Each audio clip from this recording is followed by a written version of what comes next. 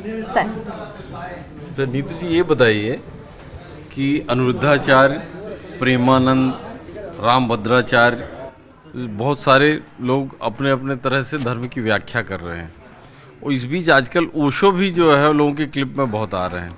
तो आपके हिसाब से लोग किसको फॉलो करें या कौन सबसे ज़्यादा लॉजिकल लगता है आपको? अगर आप प्रेमानंद महाराज को आपने देखा होगा कि किसी बीमार बच्चे को जब उनकी गोद में रखा जा रहा था कि आप इनको ब्लेस करिए, तो उन्होंने कहा कि मुझे क्यों दे रहे हो, उसको हॉस्पिटल लेके जाओ। इसका मतलब है, देखा जाए तो वो लॉजिकल है। ओशो की बात करेंगे तो वो बहुत बड़े फिलोसफर थे, दार्शनिक थे, और उन्होंने देखा जाए तो मजाक उन्होंने उड़ाया था पूरे एजुकेशन सिस्टम का भी और उन्होंने धर्म का भी। अब बात क्या है ना, अगर आप ओशो की बात करेंगे कि बहुत बड़े दार्शनिक थे, बहुत महान थे, उन्होंने बहुत अच्छा कुछ बोला है, तो सबको लगता है कि अगला बंदा ठरकी है, क्योंकि उनका एक ही किताब फेमस हुआ है और जो सबको पता है। तो बेसिकली हम लोग इतने संकीर्ण दिमाग के हैं कि हम बस वही सुनना चाहते हैं जो हमें पसंद है, और अगर उनका एक बात अगर पसंद आ गया तो बस हम उनको फॉलो करने लगते हैं। मेरा मानना है कि सबसे पहले हमें धर्म के बारे में समझना पड़ेगा कि धर्म इज नॉट समथिंग जो कहते हैं ना पैरानॉर्मल चीज है, ये वे ऑफ लाइफ सिखाता है। धर्म समझाएगा कौन? धर्म समझाने के लिए अगर आप कहोगे अनिरुद्ध महाराज समझा देंगे या बागेश्वर बाबा समझा देंगे, तो ये नहीं समझा सकते हैं, क्योंकि खुद भी धर्म को बहुत नहीं समझते हैं। आप इनसे 2-3 क्वेश्चंस कर लीजिए अगर आप वेद पुराण को लेकर, तो ये आंसर नहीं कर पाएंगे।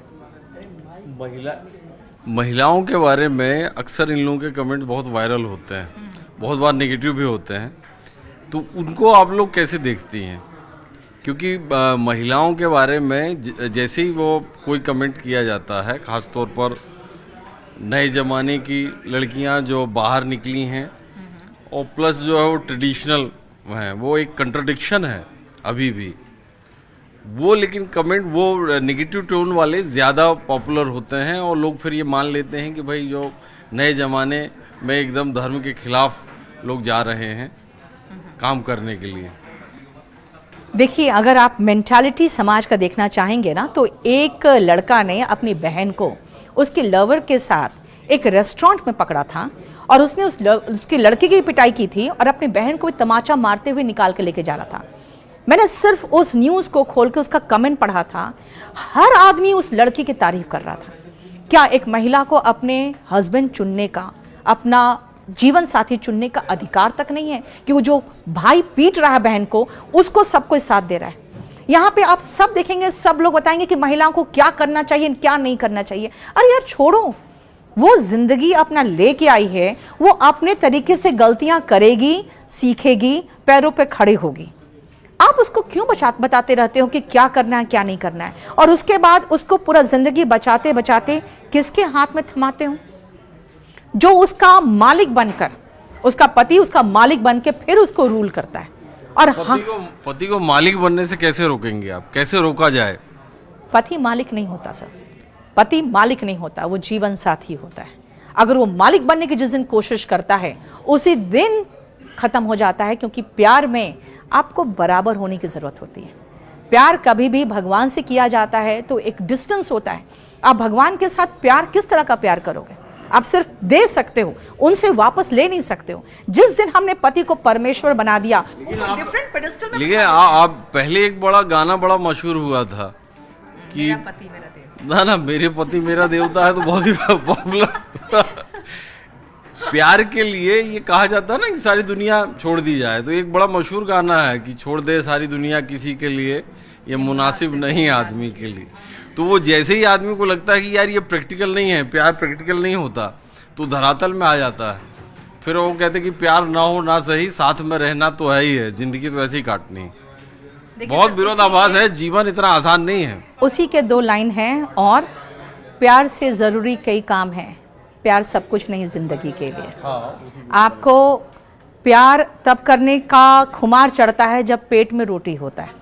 तो सबसे पहले मैं स्टूडेंट्स को यही समझाती हूँ कि पहले आजीविका का जुगाड़ करो। ये जो तमाचा जिसने मारा ना, उसके नीचे कमेंट लोगों ने यही कहा था कि पहले जो है इसका जुगाड़ करो रोटी का, इसके बाद प्रेम करना। नहीं, उसके नीचे था कि बहुत बढ़िया किया भाई, क्योंकि उनको था कि अच्छा किया उसको अपनी बहन को पीटा। किसी भाई को अपनी बहन को पीटने का कोई अधिकार नहीं है अगर लड़की अपने लिए कोई लड़का ढूंढ रही तो। सबसे पहले माँ बाप भी जो शादी कर देते हैं सीधा, सर बहुत सारे लोग कह रहे हैं सोनम का प्रॉब्लम, इसने ऐसे राजा को मार दिया। मेरा कहना है कि सबसे बड़ी गलती तो उसकी माँ बाप की थी जो जबरदस्ती शादी की है। आप किसी को फोर्स क्यों करते हैं? ठीक है, अगर वो लड़का जो उसके कंपनी में काम कर रहा था, उसका नौकर था, इसीलिए आप कह रहे हैं, वो नौकर नहीं था, वो एम्प्लॉय था।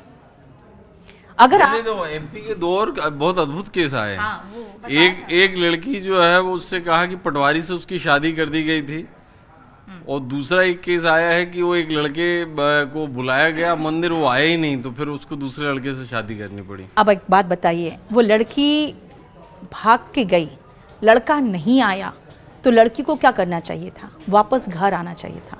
वो वापस घर नहीं आके वो किसी भी एरे गैरे से शादी कर ली, डर की वजह से। मेरा कहना है कि हम अपने पेरेंट्स से इतना डरते क्यों हैं, और इतना डिस्टेंस कैसे हो गया हमारे पेरेंट्स के बीच में कि हमें किसी से शादी करनी तो हमें भागना पड़ रहा है। क्या हमें जीवन साथी चुनने का अधिकार नहीं होना चाहिए? लेकिन ये समाज में आप जब देखेंगे ना, तो बहुत सारे ऐसे महाराज हैं, बहुत सारे विमेन कमीशन के हेड्स हैं, वो लोग महिला विरोधी स्टेटमेंट देते रहते हैं, क्योंकि इंडिया में महिलाएं, पुरुषों को तो छोड़ दीजिए, पुरुषों को तो एक डिफरेंट पेडेस्टल में बिठाया गया जहां पे बैठ कर उम्र पर रूल करना चाहते हैं। महिलाएं भी मेंटली स्लेव्स हो चुकी है। अब आप निक्की के सास को देखिए, वो कह रही रील बनाती थी, मेकअप करती थी, चश्मा पहनती थी। भाई गॉगल्स पहनने पर हस्बैंड मार देगा उसको। और अगर सब लोग कह रहे नहीं नहीं मारा नहीं है, उसने सुसाइड किया है।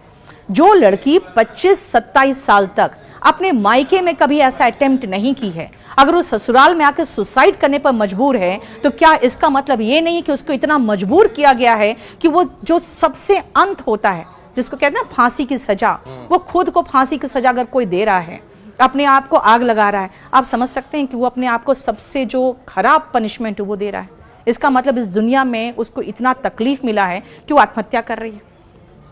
तो मैं मानती हूं कि सबसे पहले लड़कियों को आप पढ़ने दीजिए, पढ़ के उसे अपने पैरों में खड़े होने। आप उन्हीं लोगों से कह रही हैं जो लोग ये नहीं करने देना चाहते। इसका तो हम लोग को बदलाव का कोई तरीका खोजना पड़ेगा ना।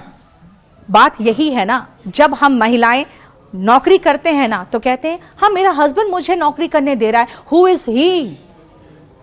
अब कहते हैं ना कि महिलाओं को पढ़ने दो, भाई पढ़ने दो का मतलब क्या होता है? Who are you to allow me to study और नॉट? मैं पैदा हुई हूं, जितना मेरे भाई को मिलना चाहिए उतना मुझे मिलना चाहिए। जैसे वो पढ़ रहा है मुझे भी पढ़ना चाहिए, जैसे उससे मोबाइल मिल रहा है मुझे मिलना चाहिए, जैसे उसको सब अधिकार है मुझे भी अधिकार होना चाहिए। अगर आपको लग रहा है कि नहीं महिलाएं बाहर सुरक्षित नहीं हैं, तो अपने बेटों को एजुकेट करना पड़ेगा ना, कि महिलाओं को अब एजुकेट करिएगा कि वो कैसे कपड़े पहने, कैसा नहीं पहनेगी। इसका मतलब है कि हम महिलाओं को पढ़ने दे रहे हैं, हम अपनी बेटी को अलाउ कर रहे हैं। You are no one to allow, उसका वो ह्यूमन राइट है सर। आप ह्यूमन राइट ना डिनाई कर सकते हैं ना अलाउ कर सकते हैं। मैम नीलू का एक सवाल है। हेलो मैम, अभी जो बच्चियां हैं कम उम्र की 17-18 साल या 20-21 साल